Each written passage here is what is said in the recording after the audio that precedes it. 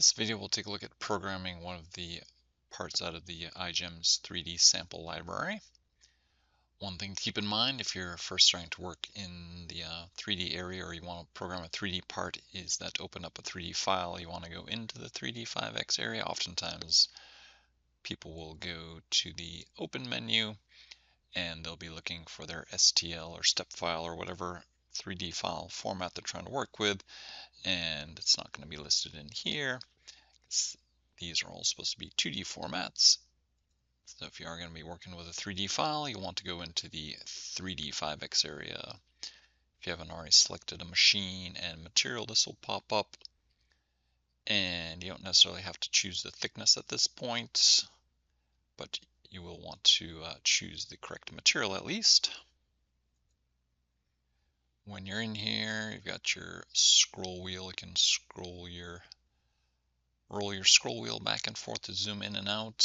If you work with SolidWorks, you might not be used to that. If you go into Preferences, you can change the behavior of that the mouse wheel. Check that box. Then the mouse wheel can be used to hold down your mouse wheel to rotate things around. If that's not checked, then to rotate things around, hold down your right mouse button. And one other note, maybe related to if you've worked with SolidWorks a lot, is the zoom in, zoom out with the scroll wheel. Let me go back out to the 2D area.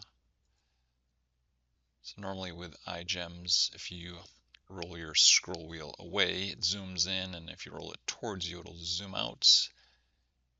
If you don't like that behavior, 2D area, go into Preferences or IGEMS menu, Preferences here, Preferences, and this is on the General tab, and check reverse zoom, click OK, and then it'll probably behave more like you're used to in SolidWorks. And that also carries over into the 3D area. And now I'll have that backwards the entire time, but now I'm scrolling my wheel away and it goes away towards me, it comes towards me. Lower right hand corner, you've got options for turning on things like ortho mode and snap. If you right click on the snap option, you can enable it here, disable it, and choose what you want as your default snap points. And F8, F9 keys will also toggle the ortho and the snap on and off. Got grid visible turned on. So you can turn that on or off. You can choose perspective or orthographic projection. Up in the top right hand corner, you got this little cube if you want to rotate around that way, or you can click on a face to quickly change your view perspective here. Got our tabs going across the top. We'll go ahead and go into our sample library. And for a lot of these parts that are in the sample library, there's already a video that IGEMS has done. So I'm going to focus on one that they haven't done yet. If we go down a little bit, this one here. So it'll open it up, and depending on how it was drawn, you may have to rotate the part around. So for example, sometimes if it is drawn in something like SolidWorks, it might come in a orientation like this. And if it does, on the Cam tab, you can use the Align button here, and then you can click on a surface that you want to lay down on the table. You can also do things like rotate the model if you want it in a different orientation. Rotate around Z, you've got these quick rotations. So sometimes if you bring it in, the bottom of the parts might not be at the surface of the table. You can use that align, or you can also use this Z height command here. So for example, if this was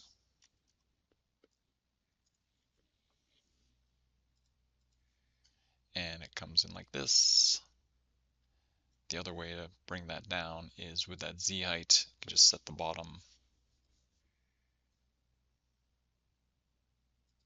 So I've got it into position. I usually like to set my 0 point somewhere at the top of the part. Click on this 0 point command here. Down at the bottom shows us where it currently is. This is a good example where if I want this in the lower left-hand corner of the part, there's no good point to pick on the model itself, but if I right-click, I can choose this box option. Draws a 3D box around the part, and because my snaps are turned on, as I hover near the end there, that red square shows up. If the snaps were not on, I can always right-click and choose one of the available snaps.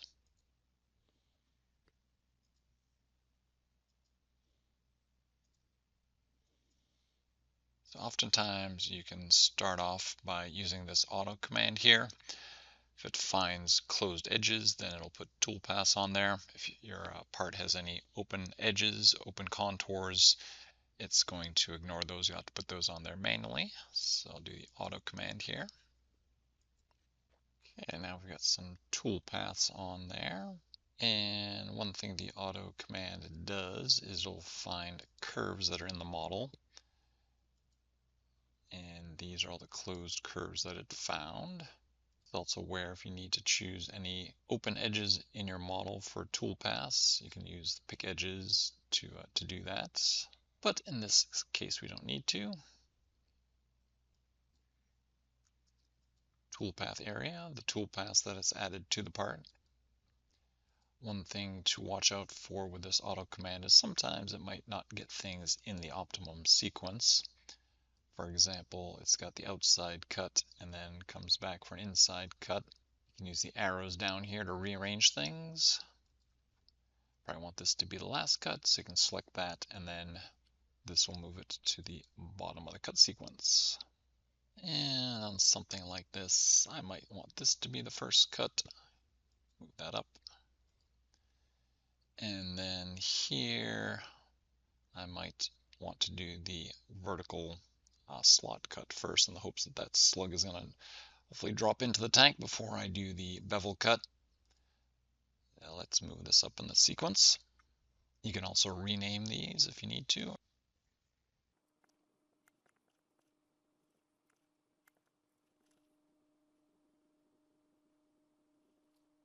Down here are some fields related to the way the graphics are displayed on the screen here. Spacing is the spacing of these vertical lines that we're seeing here. If you want more of those closer together, you can set whatever number in there that you like.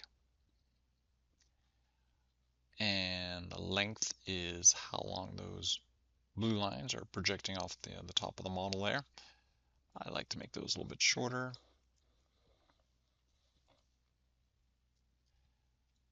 And if you check this show all box, it'll show all the toolpaths that are on the part. If you click on this change all button here, it'll change these for all of the cuts that are in the part.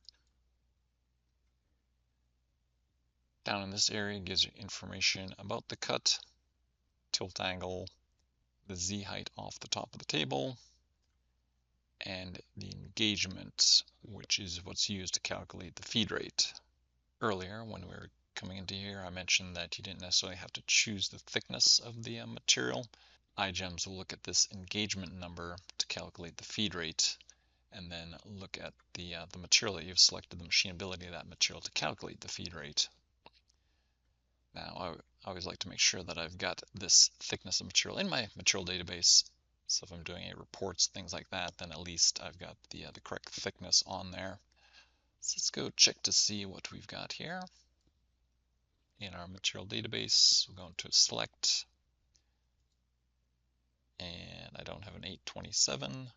By the way, if you don't know what the thickness is, another way to find that of your model here is IGEMS menu properties. This will show you the X, Y, and Z of the model.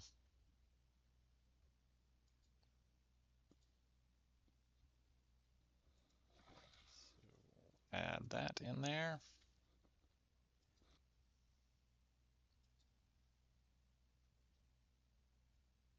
If If we go up to the top level of our material, General tab, this machinability is used in conjunction with that engagement to calculate the feed rate. Rather than in the 2D area, it's strictly based off of whatever thickness that you select.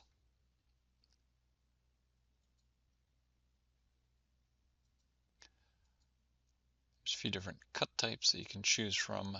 Typically, this will be set to ruled, and that means that it basically uses rules to connect the top and bottom curves to determine the angle of the jet.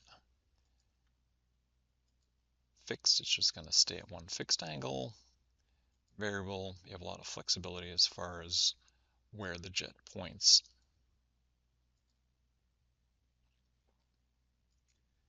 Tool position, be the tip of the tool relative to the tool path. Fixed means it's going to stay at a fixed Z height. Go figure. Follow, toolpath will follow the surface of the model or the curve. You can also give it a plane to follow, or you can tell it that there's a piece of material there, and it'll basically follow the material that you've defined. Part like this, usually best to set it to fixed Z since it's a flat part. This Z value is the height of the toolpath off the top of the table. If you wanted to cut a little higher off the material, you can adjust this value.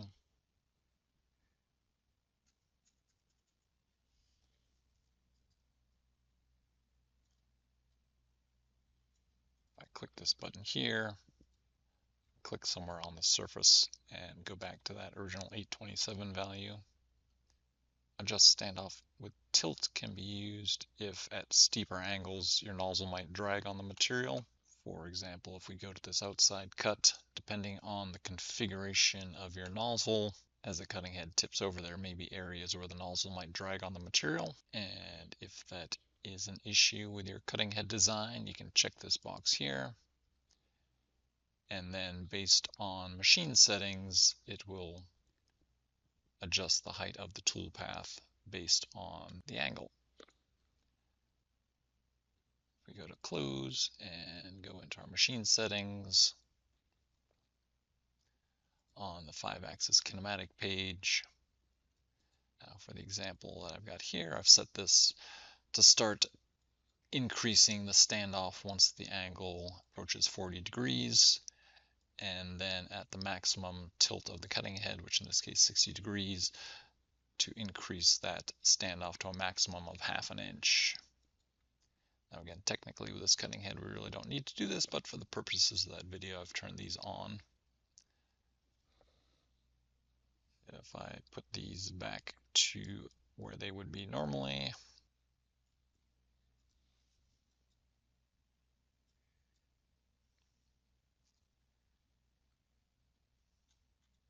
then we can see the toolpath stays at a consistent height throughout that cut.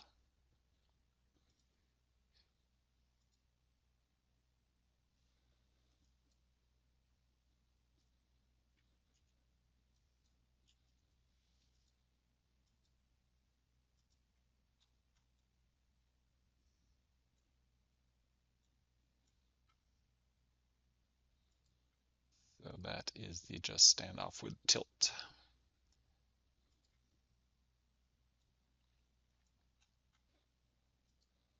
Engagement, again, is what it's using to calculate the feed rate. If it's set to upper to lower, then it's going to look at the distance from the upper curve to the lower curve to calculate the feed rates. And then you've got these other options here. Tool to lower, it's going to calculate the feed rate from basically tool tip to the lower curve. Tool to table, so the shaded areas are ultimately what it's using. Tool to stock, if you define stock. So depending on the sequence that you're doing cuts, you can adjust this to optimize your speed. So let's put that back to upper to lower. And this one here. Now, because this upper curve and lower curve are basically at the top and the bottom of the model, and also at the bottom curve is at the top of the table, most of these aren't going to affect the engagement. Do tool to lower, tool to table, upper to lower, which is where it was, upper to table, and we don't really have any stock defined, but still 827. The other one here, constant, you can plug in a number. If you wanted to cut this slower than what it normally would be with one of the other engagements, you can change it to constant and plug in a number. And you'll note that the length of these red lines will change. So those red lines are basically indicating calculated engagement. And if I want to cut that even faster, I can reduce the constant if I want to do it that way. We'll go back to upper to lower. So this engagement is set from upper to lower. If we're going to cut this before we cut the bevel cut, it's going to be using a feed rate based on material 0.145 inches thick, where really we're cutting through the full thickness of the material. So we would end up cutting that way too fast and not cut all the way through there, more than likely. Something like that. You can change the engagement to be tool to table, or you could do tool to lower. Either of those should give you this engagement of 0.827. And then for the slot, our engagement is upper to lower. That'll be fine because we've already cut the vertical slot away. Okay, one little interjection here about engagement to keep an eye on a part like this. Let's go ahead and pick some surfaces. Pick this bottom surface here. And let's see, we'll pick this top surface here. We'll pick these edges for the bevel. Won't actually program those right now, because what I want to show is, if we go into Toolpath, for the outside vertical cut, right now there's no great edges to choose that go around the top here. So oftentimes on something like this, you can actually choose this lower curve to give you the vertical cut that you need to go around the outside. And thing to keep an eye on there is, I'll just do the plus button here, select upper curve. So I'm going to choose this, and start point, I'll left click there, end point, I hit enter, direction I want to go, I guess we'll go that way, why not, left click, lower curve, click on none, and then it'll ask me for information about my lead in and lead out. There's my lead in. There's my lead out. Don't need no overcut on that. But if you do it like that, where I chose this as my upper curve and then I didn't choose a lower curve, you be very careful about what you then have selected for engagement. So right now the engagement is set to upper to lower, but since there is no lower curve, it basically will use material 1 millimeter or 0.039 thick for the cutting speed. If we go into our simulate, and this is 1 inch thick aluminum, and we can see here that our speed is 125 inches a minute, and that's because with that engagement set as upper to lower and there's no lower curve, it just uses 1 millimeter thick for the engagement speed. So if you are going to do something like that, you'd want to again set this to tool to table. That'd probably be the one that I would choose, and then you can see the lines there go all the way down to the table, and we see the engagement is 1 inch. And now our speed is more realistic for 1 inch thick aluminum. You've got your choices of your different pierce types that you can use. Whether you want to do tilted piercing for the Apex 60 head, we always have this box checked. Even if it is a vertical cut, just keep this box checked all the time. And then you've got information related to the lead in and lead out, which if you decide that you want to change any of those, of course you can click into those boxes and change those if you need to. Also, you can click on this little arrow here and change things.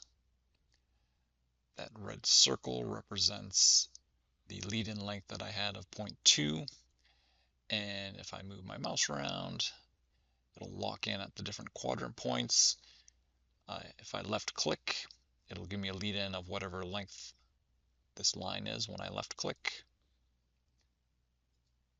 You can also do things like if you want it to be at the center, you can right click and choose center. And there's a snap point there that'll put the lead in right at the center of the hole. Lead out works in a similar fashion. And once you have a toolpath on here, if you want to do a little bit of overcut, cut past where you let in, you can put a positive number in here. If it's an outside cut and you want to put a tab at the lead in, lead out point, you would put a negative number there. Yellow lines are lead in. It's going to go clockwise around this cut and then cut past by that 10,000ths, and then the blue line is our lead out.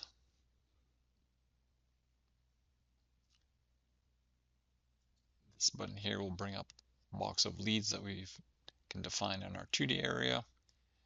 If there are lead settings that I want to use from one of these, I can select it from here. And when I click OK, then it'll adjust these to whatever those lead settings were. We can define the quality that we want to use on this cut.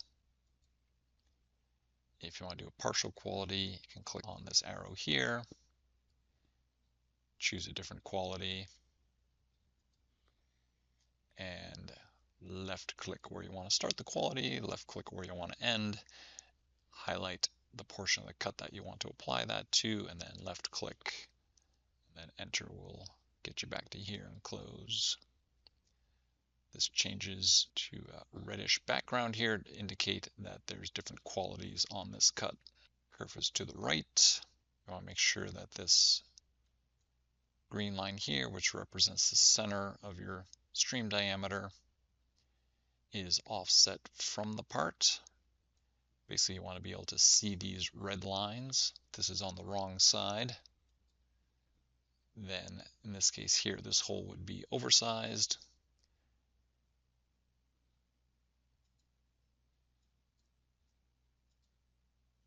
Normally, if you do the auto command, it'll get this correct, but if you're doing open contour cuts, you want to make sure to keep an eye on this so that the toolpath is on the correct side.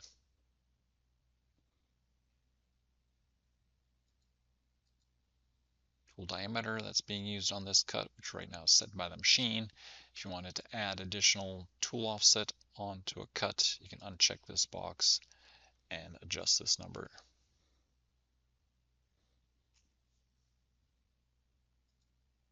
Accuracy is vectorizing accuracy. You'll just want to leave this checked all the time. If you want to put loops on corners, you can check this box here. Of course, that wouldn't make much sense on this cut here, but on the outside, if we wanted to, sometimes you might get a little bit better quality. If you put a basically loop on the corner here, it'll cut past here, spin the cutting head around, and then come this way. If you do want to put loops, you can check that box here. Different settings that you can use to determine whether it's going to put a loop on a corner or not. It's not going to show it here in the 3D area, but when you go back out into the 2D area, you'll see the loops that it'll put on there. And then down here, we've got some options on something like this vertical hole here. If we don't want to have any sort of A or C values in our code for this cut here, since it's a vertical cut, we can just check the 3-axis cutting box.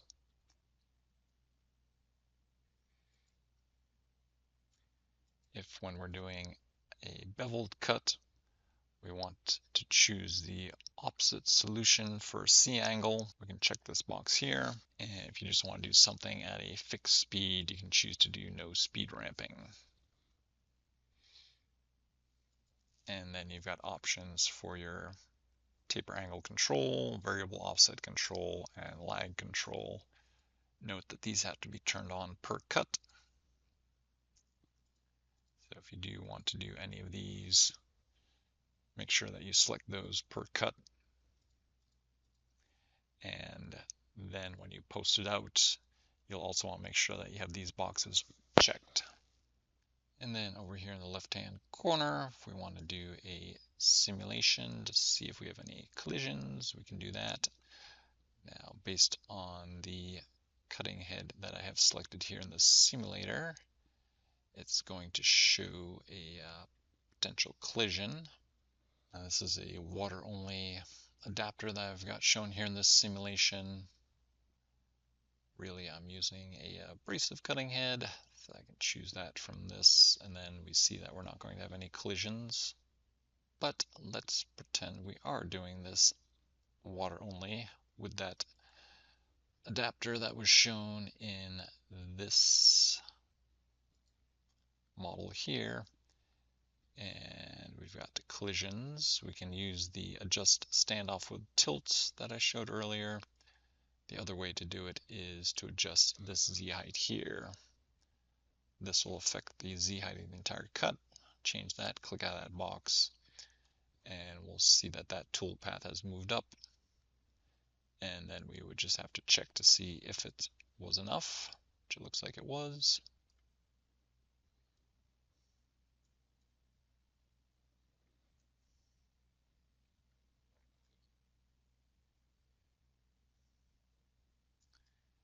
And then one other thing related to collisions is, let me put this back.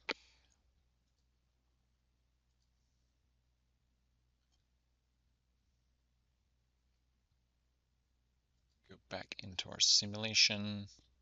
Of course, there we're dragging on the material.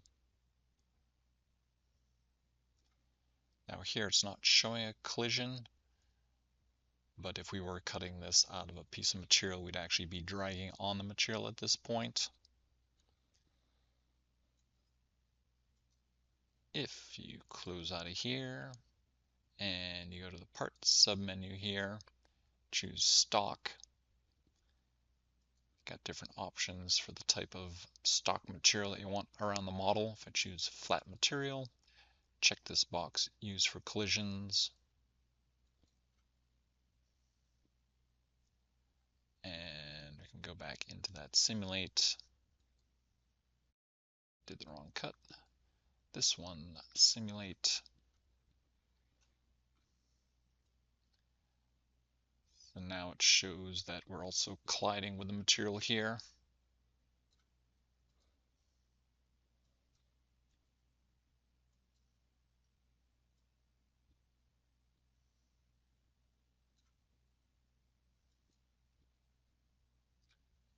And then this button here can bring you back to this curves box that we looked at early on if you need to select additional curves in your model. And close. Rapids can be used to adjust your lift height between cuts. Right now the default lift height is 1 inch between the cuts. If I want to not do any lifting, I can click on distance. Here it's going to lift up a bit to account for the higher toolpath that we have on the outside now. But otherwise it's going to keep the cutting head down. You can individually change heights. Let me go back to default. There, maybe going from this cut to this cut. We didn't want to lift, can click on height and then hover over a toolpath. And that number that's shown there is the distance from the table surface. So I could just set it to that and basically keep the cutting head down. There are some other options here that are covered in some other videos, so we won't spend too much time on this one. And we can go into simulate and run through the full simulation. Because this is Apex 60 head, I've got a rewind here based on where I put the lead in for the outside cut. I'll show you how we can fix that.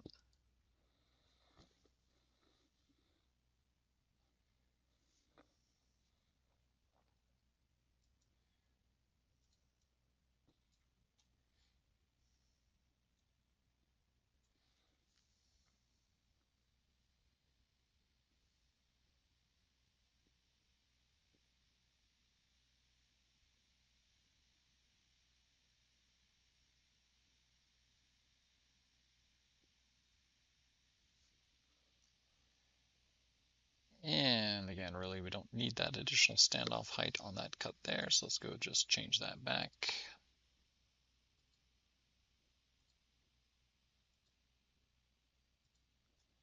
And we'll double check that.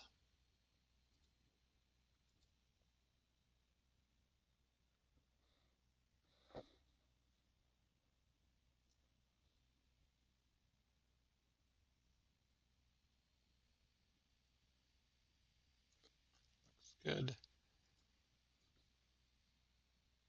Now with the apex 60, important where we put our lead in to avoid rewinds. And actually, which cut was it? Cut 3.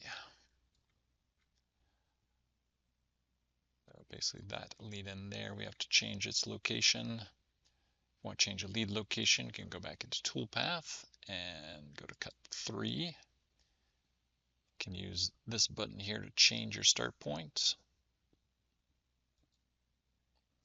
And for the apex 60, for a top bevel on the inside, we'd want the lead in somewhere around here.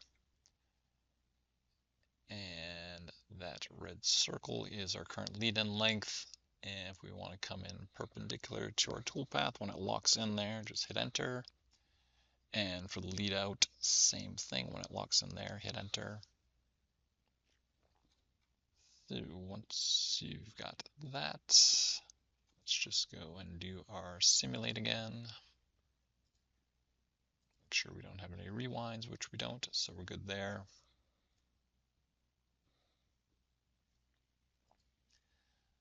And then one final thing I might do on a part like this is maybe rather than having a lead in the middle of that edge, maybe put it on one of these corners. Let's go back to Toolpath and go to that outside cut. Click on this again, and let's put it up on this corner here. In this case here, we want to go in tangential to this edge here, so when it locks in there, we hit enter. And then as we move it around, it's going to lock in at this tangent point here and hit enter.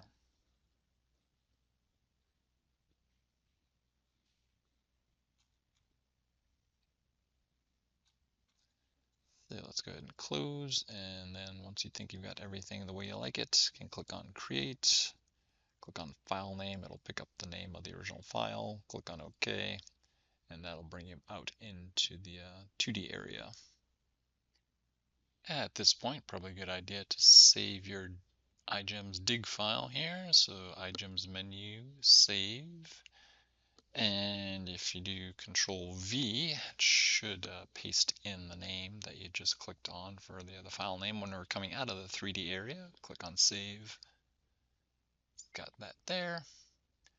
And if you're just doing a single part, do your order button, select your part, press enter, and then click on the part button here, and that will move your 0, 0, 0 point to where you had moved it in the 3D area. And then we can go ahead and process it. Do your CNC file. We'll just do the simulation again.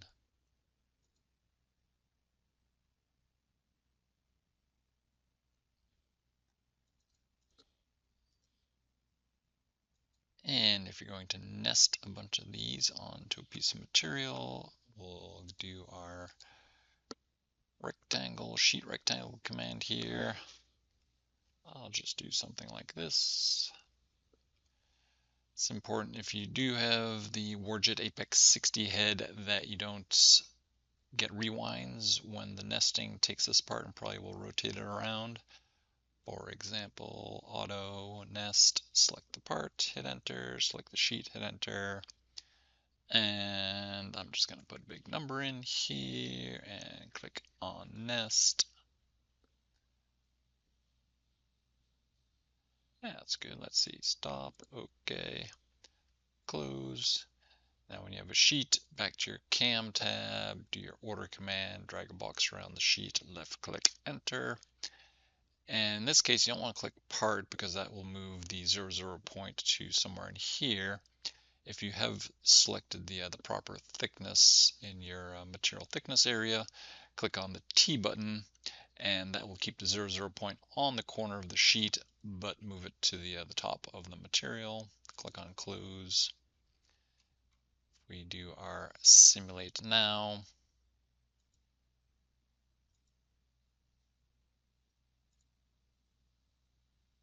We're going to end up with a bunch of rewinds from those parts that were rotated.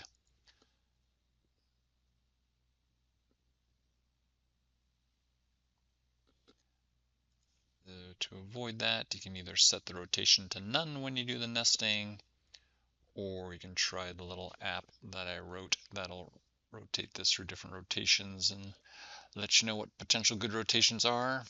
Go to our apps tab. I've got it, my Apex 60 Rewind Rotate app here. Got a video on that if you want to see how this is supposed to work. Let's do 45-degree rotations.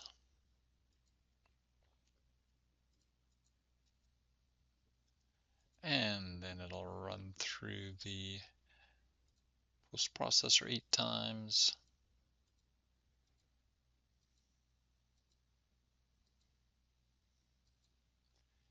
And based on those rotation increments, 0 degrees and 45 degrees should be good rotations that won't give us any rewinds.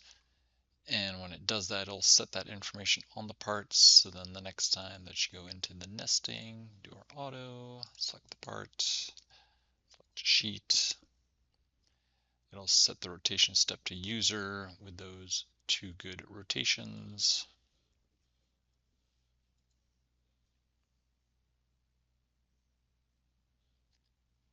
And we'll just go with that for right now. Do our order. Click on our T button.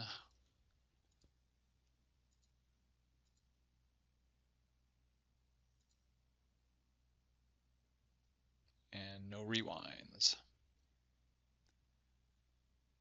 So that's an in-depth look at that part. If you have any questions, let me know. Thanks.